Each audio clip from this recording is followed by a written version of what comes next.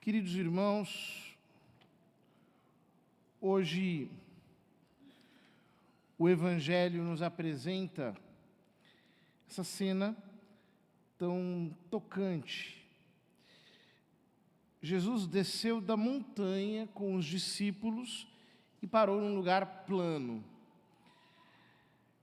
É muito interessante que nós estamos começando aquele que no Evangelho de São Mateus é chamado de Sermão da Montanha, mas que aqui é o Sermão da Planície. Mas os conteúdos são paralelos. E, em certo sentido, também possuem as suas propositais diferenças. Essa é a mais marcante de todas. São Mateus escreve para os judeus. Então ele apresenta Jesus como o novo Moisés. Então ele sobe a montanha, representa o Sinai, e começa comentando os mandamentos, como Deus que se revela a Moisés, dando os mandamentos, mas numa perspectiva nova, na perspectiva do Novo Testamento. Em São Lucas, a perspectiva é outra. São Lucas escreve para os pagãos, especialmente para os gregos. Então, a montanha é entendida como um lugar de oração. No Evangelho de São Lucas, Jesus sobe muitas vezes a montanha para rezar e desce da montanha para a planície, que é o lugar do encontro. É o lugar onde as pessoas estão de frente umas para as outras. E exatamente nesse contexto que ele começa a ensinar. Diz: ali estavam muitos dos seus discípulos e grande multidão de gente, de toda a Judéia e de Jerusalém, do litoral de Tiro e Sidônia. Ou seja, havia uma multidão que estava esperando que ele descesse da oração e lhes trouxesse, portanto, alguma palavra inspirada. Levantando os olhos para os seus discípulos, disse. E aí vem as bem-aventuranças. A diferença de São Lucas para São Mateus também é marcante. São Mateus apresenta 8 bem-aventuranças, mais uma, que é uma bem-aventurança na qual ele muda de voz. Nas 8 primeiras ele diz: bem-aventurados os pobres em espírito. E nesta outra ele diz: bem-aventurados sois vós. Ou seja, nas 8 bem-aventuranças ele utiliza a terceira pessoa. E nesta última ele utiliza a segunda pessoa. Bom, os padres da igreja comentaram abundantemente as bem-aventuranças. Inclusive, de uma maneira muito interessante, falavam das 7 bem-aventuranças. A 8ª era entendida como se fosse um pano de fundo de todas as demais. E esta última, que seria, por assim dizer, a 9ª, que é paralela à 8ª, também seria uma espécie de moldura que envolve o espírito de todas as bem-aventuranças. São Lucas, que é quem estamos lendo, ele apresenta 4 bem-aventuranças apenas. Com a diferença, ademais, de que ele contrapõe às 4 bem-aventuranças 4 ais. Então, ele diz, por exemplo, bem-aventurados os pobres, depois ele diz: ai de vós ricos. É uma linguagem muito interessante porque ela tem a ver com a literatura do Velho Testamento, especialmente marcada nos livros sapienciais, mas também nos proféticos. Então, por exemplo, a primeira leitura é tirada da profecia de Jeremias e diz: maldito o homem que confia no homem e faz consistir sua força na carne humana, enquanto o seu coração se afasta do Senhor. Como os cardos no deserto, ele não vê chegar a floração. Prefere vegetar na secura do ermo, em região salobra e desabitada. E depois diz: bendito o homem que confia no Senhor, cuja esperança é o Senhor. É como a árvore plantada junto às águas, em busca de umidade. Então ele contrapõe, de um lado, maldito o homem que confia no homem, e do outro lado, bendito o homem que confia no Senhor. O Salmo 1, que é o Salmo responsorial, que é belíssimo inclusive, diz: bem-aventurado é todo aquele que não anda conforme os conselhos dos perversos. Eis que ele é semelhante a uma árvore que à beira da torrente está plantada. E diz depois: mas bem outra é a sorte dos perversos, ao contrário, são iguais à palha seca. E assim por diante. Então, benditos, malditos, felizes e infelizes, bem-aventurados e ai de vós. Por que esse contraste? Por que existe esse contraste? Porque o contraste faz parte da realidade. Inclusive, a nossa inteligência apreende os dados por contraste, assim como os nossos sentidos, assim como a nossa imaginação. Ou seja, se existisse apenas luz, nós não conheceríamos nada. Se existisse apenas escuridão, nós não conheceríamos nada. Exatamente é no contraste que nós podemos conhecer alguma coisa. A nossa inteligência tem essa característica. Portanto, não dá para ser, por exemplo, algumas pessoas querem ser só positivas, né? Ah, não, nós temos que falar o positivo, nós temos que fazer o apostolado do positivo, só falar coisas bonitas, só dizer coisas boas. Lê do engano, meu querido, porque não tem como. Enquanto nós estivermos nesse mundo, tudo tem, digamos assim, uma dupla dimensão. Tem um lado positivo e negativo. Existem as duas faces da moeda. E esse contraste nos permite conhecer exatamente como é a realidade. E é importante isso daqui, porque senão nosso discurso perde mordência. Ele se torna totalmente inócuo. Ninguém consegue sequer entender daquilo que nós estamos falando. Hoje nós vivemos num ambiente, por exemplo, em geral, nos meios de comunicação, em que, como todo mundo tem horror ao cancelamento, tem medo disso, então todo mundo reza piedosamente na cartilha do politicamente correto e, portanto, as pessoas que aparecem, por exemplo, na televisão, na internet, etc., tal, dizem apenas platitudes, não são capazes de fazer contrastes, não são capazes de mostrar a tensão que existe na realidade. Isso daqui é horrível, porque nós geramos uma espécie de pasmaceira em que ninguém consegue fazer nada. O nosso discurso se torna totalmente inofensivo, totalmente desimportante, não tem peso nenhum. Jesus não era assim.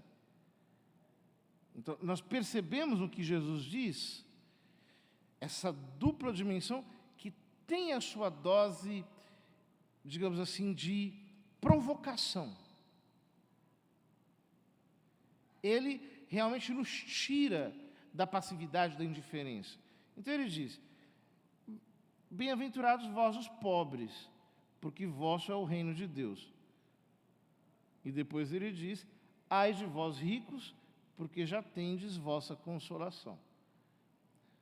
Ora, alguma pessoa pergunta: mas o que ele quer dizer aqui, quando ele diz bem-aventurados vós os pobres? Bom, ele está querendo dizer bem-aventurados vós os pobres mesmo, né? Pobre é pobre mesmo, não é... Nós não precisamos espiritualizar. Aliás, diferentemente de São Mateus, São Lucas não qualifica esses pobres. Ele diz simplesmente: bem-aventurados vós os pobres. Por que é importante isso? Bom, é importante porque se nós não percebermos a objetividade com que Jesus enxerga a vida, nós não entenderemos o que efetivamente ele está querendo nos dizer no Evangelho e quais são as suas provocações. Ele diz: felizes vós os pobres. Isso é um escândalo. Porque aqui, nessa terra, todo mundo imagina que feliz mesmo é quem tem muito dinheiro, é quem tem, né, grandes recursos.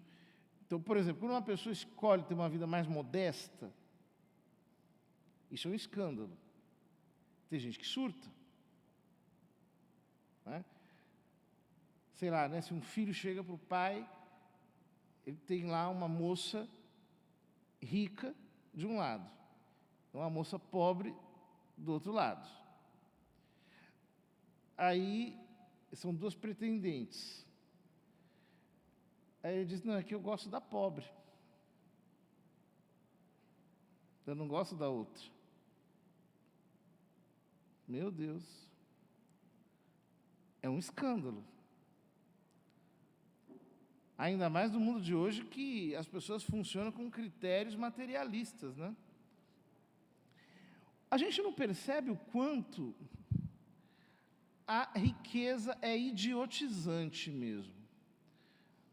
Basta olhar para a classe falante, que acha justamente que por ter dinheiro é muito inteligente. Não é. O Evangelho nos cura de todo elitismo, queridos. Isso é uma bênção do Evangelho. Vejam, há pessoas que interpretam errado, por exemplo, o Sermão de São Tomás, Rigans Montes, em que ele fala exatamente sobre a chuva que desce das montanhas para a terra, dos cumes das montanhas, do vértice das montanhas, interpretam isso numa chave elitista. Então, para chegar a todos, nós temos que chegar àqueles que estão, digamos assim, no alto da sociedade. Bom, o problema é que, para São Tomás, quem está no alto da sociedade não é necessariamente quem é privilegiado do ponto de vista econômico. Quem está no alto da sociedade, no topo da sociedade, são sábios. São aqueles que possuem verdadeiramente essa riqueza verdadeira que é a sabedoria. E é assim mesmo. Há dias atrás eu vi um vídeo do Ariano Suassuna, delicioso, ele é muito engraçado, né? Em que ele contava, certa vez, que ele foi jantar na casa de uma família, porque ele tinha recebido ele tinha sido eleito para a Academia Brasileira de Letras, então uma família quis recebê-lo lá, e a senhora que o recebeu era muito assim, muito elitista, né? Então ela queria, ela dividia a humanidade praticamente em dois grupos: os que foram à Disney e os que não foram à Disney, né? E a coisa se desenrola em torno dessa, digamos assim, dessa perspectiva. É divertidíssimo, mas é divertido porque, de fato, é jocoso. O Evangelho nos cura disso. O Evangelho nos cura. quando nós temos a capacidade de atravessar todas essas diferenças com verdadeira fome de sabedoria, então nós notamos que, de fato, a riqueza é muito idiotizante em muitos casos. Eu digo para vocês, eu sou da periferia, né? Vim da periferia, sempre por ser escola pública, nunca estudei em escola privada. E quando eu fiz o doutorado, teve um colega meu, que era de um país desenvolvido, que ele se intrigou comigo porque eu tirei nota máxima, né? Quer dizer, ele não conseguia entender como é que um rapaz que veio da periferia, sempre estudou em colégio público, podia tirar nota máxima, né? Pois é, ele não estava curado ainda dessa perspectiva idiotizante e elitista que o Evangelho destroça completamente. Isso não fica em pé diante de Jesus. É simples assim. Depois ele diz: bem-aventurados vós que agora tendes fome, porque sereis saciados. E depois ele diz: ai de vós que agora tendes fartura, porque passareis fome. É outro escândalo. Porque, da perspectiva humana, passar fome é uma das coisas piores que existem. A pessoa ter vontade e não poder. Eu me lembro que uma vez, uma pessoa me contava que quando era criança, a família era muito pobre, então tinha comida muito simples. Ela tinha vontade de comer as coisas e não podia. Isso é muito triste. Como é que Jesus diz que feliz é quem passa fome? Bom, o que Jesus está dizendo é o seguinte, é que quando a gente passa por privação, a gente aprende a valorizar o que a gente tem. Veja as crianças, por exemplo. Uma criança que sempre tem aquilo que ela quer, se torna o quê? Uma criança mimada. Ela pega os brinquedos, quebra, se desfaz, trata aquilo como se fosse lixo, não valoriza as coisas que tem. E é assim mesmo. Eu conheci muitos casais que começaram a construir a sua vida do zero. Hoje em dia quase ninguém faz mais isso. Todo mundo já começa, sei lá, com o seu apartamento comprado, com tudo mais ou menos mobiliado. Mas eu conheci casais que começaram do zero mesmo. E que tiveram que comprar, assim, cada talher do faqueiro.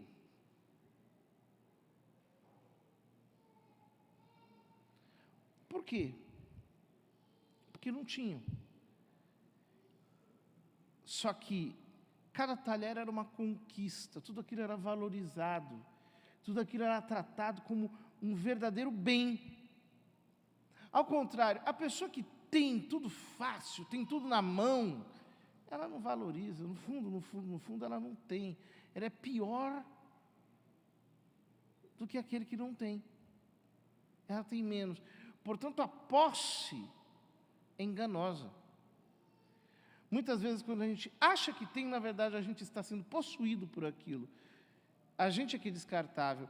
E, ao contrário, quando a gente sente a privação, quando a gente até se priva, quando a gente é capaz de dizer, não, olha, eu não quero, eu vou esperar um pouco mais, a gente valoriza as coisas que a gente tem.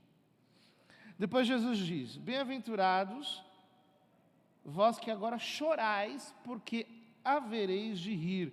E depois ele diz, ai de vós que agora rides, porque tereis luto e lágrimas.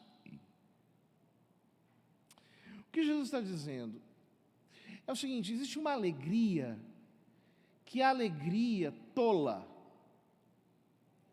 É a alegria de quem não consegue sofrer com as injustiças do mundo. Então, a gente vê as coisas acontecendo à nossa volta, mas a gente não está nem aí. Então, a gente vai para o boteco, ri, faz um carnavalzinho aqui, vai para a balada, curte, faz piada com tudo. O brasileiro, às vezes, é um pouco assim. Gosta de muito folguedo, de muita farra. Uma alegria superficial. Ao contrário, quando a gente é sensível, a gente é capaz de olhar para os dramas que existem na existência e não ser indiferente a nada disso. Então, a alegria para nós ganha um outro significado. A alegria para nós ganha o peso de ver um bem real. A misericórdia verdadeiramente levantando vidas, pessoas sendo definitivamente tocadas pela graça. Nós vemos bondade, ajuda, socorro. Isso é alegria, mas é alegria com lastro, é alegria verdadeira, é alegria profunda, é a alegria do Evangelho, é a alegria de Jesus. Não é simplesmente a alegria gratuita de quem está por aí com o ofício de tirar sarro. Não. Nada mais diferente do Evangelho. E depois Jesus diz: bem-aventurados sereis quando os homens vos odiarem, vos expulsarem, vos insultarem, vos amaldiçoarem o nome por causa do Filho do Homem. Alegrai-vos nesse dia e exultai, porque será grande a vossa recompensa no céu, porque era assim que os antepassados deles tratavam os profetas. E ele contrapõe a isso: ai de vós, quando todos os elogiam, era assim que os antepassados deles tratavam os falsos profetas. E como isso escandaliza hoje a nossa cultura do politicamente correto, a nossa cultura, digamos assim, da lacração. Porque todo mundo quer ser aplaudido, todo mundo quer curtidas, likes, todo mundo quer o tempo todo ser popular, ser admirado. Ninguém quer ser perseguido, ninguém quer ser atacado, mas a autenticidade do Evangelho é o que nos faz não ter medo dessas coisas. E isso é a verdadeira felicidade, segundo Jesus. Ou seja, a minha consciência está tão possuída pela verdade do Evangelho que doa a quem doer, eu serei coerente até o fim, mesmo que isso me traga, como efeito colateral, muita incompreensão, muita adversidade. É a coragem de ser verdadeiramente uno. O vosso sim seja sim, o vosso não seja não, diante da mensagem do Evangelho. É muito difícil. Porque, na verdade, nós preferimos, muitas vezes, agradar o ouvido do freguês a dizer uma verdade incômoda. E há muitas verdades que são incômodas. Eu diria até mais. Toda verdade é incômoda. Porque toda verdade nos tira da nossa zona de conforto. São Lucas apresenta essas 4 bem-aventuranças, mais ou menos como quem apresenta os 4 cantos de uma casa. Na primeira ele apresenta o poder que vem da fé, o reino dos céus, a força da graça. Na segunda, a posse, porque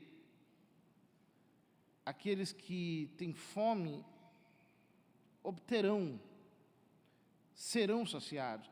Depois ele fala da alegria, é a alegria da contemplação, a alegria da felicidade por ver a Deus. E por último, da eternidade, que é o bem mais alto e o último bem que nós temos na vida eterna. São 4 ângulos de uma felicidade quadrangular, de uma felicidade de 4 pontas, de uma felicidade que é como as 4 paredes de uma casa. E por isso essas 4 bem-aventuranças fazem um organismo inteiro. Um organismo que nos faz olhar para a eternidade. E assim entramos, por fim, na segunda leitura de São Paulo, que nos faz olhar para a ressurreição. Se é para esta vida que pusemos a nossa esperança em Cristo, nós somos de todos os homens os mais dignos de pena. Como é difícil viver assim. Viver na perspectiva da ressurreição. Se a mensagem do Evangelho fizer com que eu tenha aqui uma vida mal sucedida, eu entender que isso é semente de vida eterna. É difícil. Porque na verdade mesmo, todos nós queremos ser felizes aqui. E às vezes não dá para ser feliz aqui e manter a coerência com a palavra. Mas o Evangelho também nos liberta disso. Desta utopia, desta fantasia de que aqui nós podemos ser verdadeiramente felizes. Não. Sempre estaremos marcados pelo polo negativo do contraste. Haverá sempre uma marca de tristeza, haverá sempre uma perda, haverá sempre uma renúncia, haverá sempre algo incômodo. A vida neste mundo é assim. O discípulo de Jesus é plenamente consciente disso. E por isso ele sabe que o importante é realizar o programa que São João nos dá no livro do Apocalipse. Sê fiel até a morte e dar-te-ei a coroa da vida. No fundo, as bem-aventuranças só funcionam mesmo para quem leva a ressurreição a sério. Para quem não leva, a leveza do Evangelho jamais será real, porque ele sempre levará tudo aqui sério demais. Jesus se permite e nos permite relativizarmos totalmente essa vida para entendermos que o nosso absoluto está do lado de lá, na vida eterna.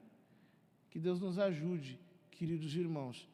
E então, provaremos um pouco dessa bem-aventurança já aqui, agora. Mas caminhando assim, resolutamente, pressurosamente, para a verdadeira bem-aventurança que acontecerá lá no céu, que é o lugar eterno, que é o ambiente eterno, que é o estado eterno de felicidade permanente que não nos será tirada.